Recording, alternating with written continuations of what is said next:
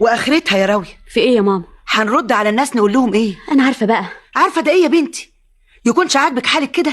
لا منك متجوزه ولا منك حره. وايه بس اللي اعمله؟ مادام محسن مش قادر يأجر شقه مناسبه وظروفه مش مساعداه، مفيش داعي يربطك بالشكل ده.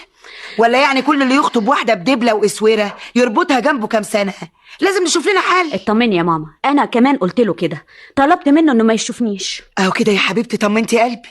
هو يعني اللي خلقه ما خلقش غيره؟ انا كمان زهقت. ليك حق يا بنتي، يعني اتكل على الله وابعت لجماعه. ماما بقول ما تستني شويه لحسن بعدين يطلع مقلب راخر. مقلب ايه؟ ده بيقولوا عليه متعلم كويس قوي وصاحب مركز. طب ما محسن متعلم ومركزه كويس. بس محسن ما عندوش شقه تمليك زيه.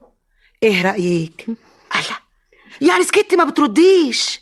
يا بنتي فوقي، مصلحتك ومستقبلك فوق كل حاجه. بس يا ماما اسمعي، احنا هنخسر حاجه لما نبعت لهم عشان يجوا؟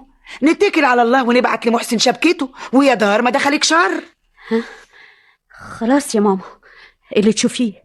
مبروك مبروك، ألف مبروك يا راوية. الله يبارك فيك يا نينا. ربنا يتمم بخير يا عادل. الله يحفظك يا طنط ويقدرني على اسعاد راوية. في الحقيقة عادل وراوية